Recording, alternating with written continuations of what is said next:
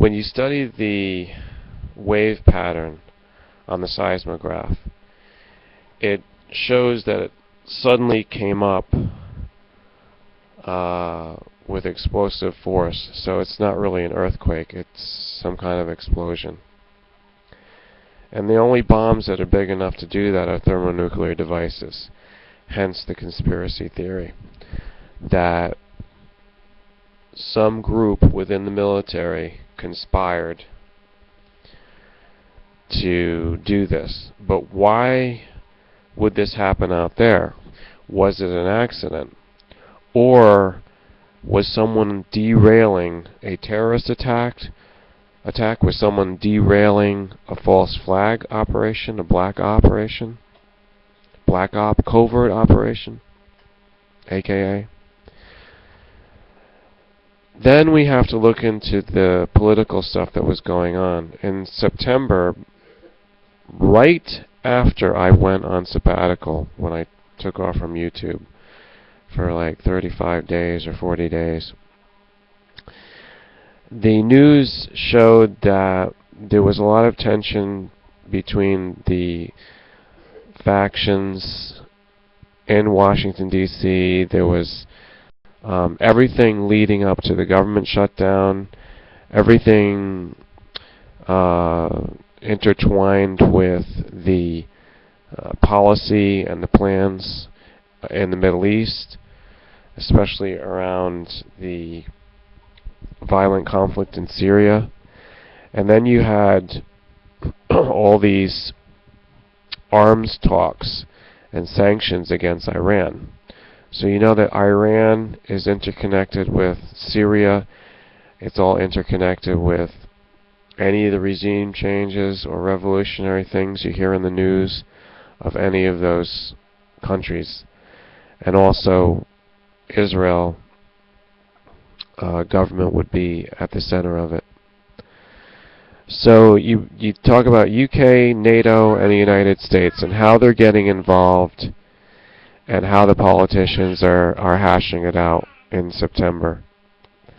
There's reports from all kinds of investigators and theorists, including Alex Jones and such, at the beginning of September, saying that there's going to be a false flag, they're planning it, and it's going to be a nuclear incident.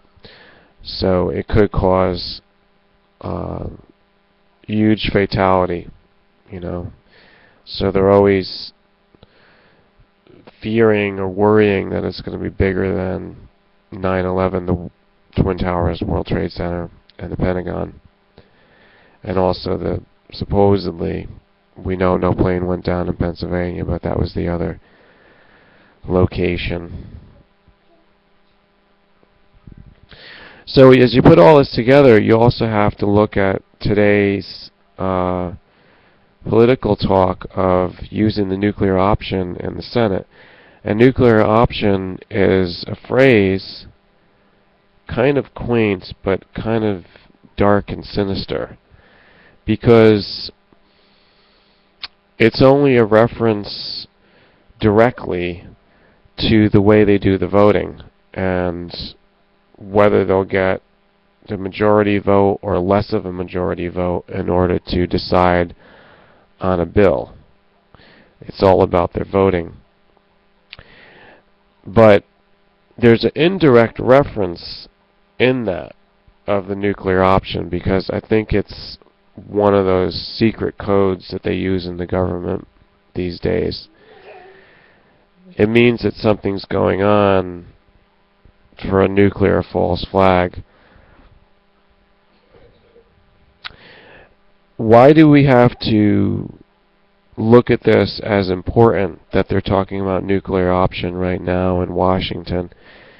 Well, it follows 2 months, almost 3 months after all this talk of what they're going to do with the Middle East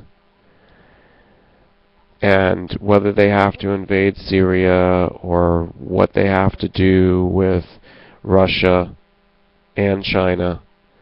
So this could be sending a message around the world by saying we're going with the nuclear option. It's kind of tongue-in-cheek, but it's a threat. It's fear tactics, and it's warmongering. Now, I showed you through my videos how my personal life is interconnected with this, like synchronicity. The chronology is definitely there, absolutely there. And then I'm having these visions in my dreams where I'm trying to interpret it. I'm trying to think, if I have a dream about Obama, which I did over the past week, how would that be interpreted? Is that actually Obama, or is Obama a symbol of something in my subconscious? So what is being communicated from that level? I don't know. It's all up to question. Same thing as all this political talk. It's up to interpretation. Same thing as this seismic activity that occurred on October 8th. It's all up to interpretation. Are we on the way toward World War III?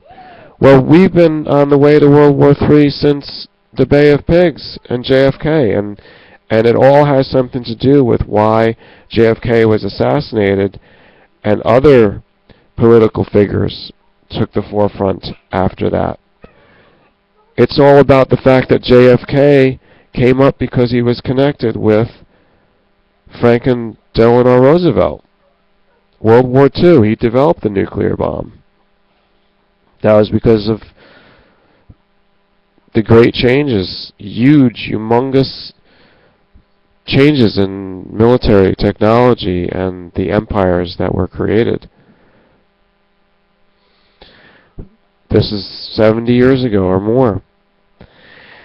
We had the 50-year anniversary of JFK right now, and he was involved with all that, and I believe that when they moved him out of the way, they were able to go do what they wanted to do, for the most part, in Vietnam.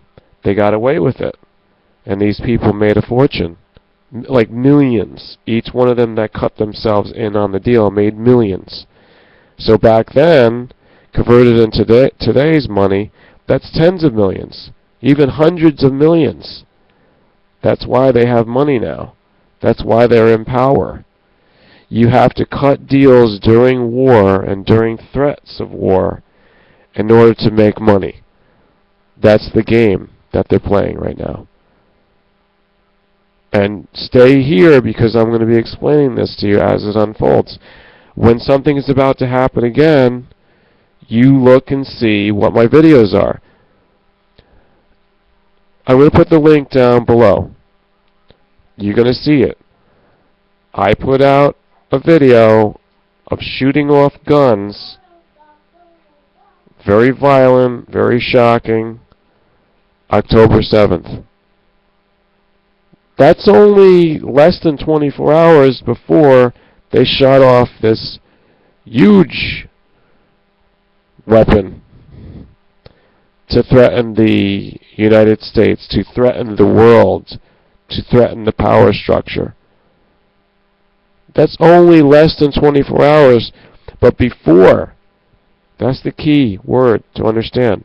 I did that before. Check out the link there, and you'll see it. And you tell me that I don't know something. You tell me that you still don't know why you've been tuning in here. If you're one of the loyal subscribers from 7 or 8 years ago, I salute you, because we're in on the truth. And if you're new here, you're going to find out truth. We're going to have to get together on this, folks. So stay tuned, and thanks for watching. Make sure, if you can, make a comment. And most important, share this video on all the other sites. Get the word out there.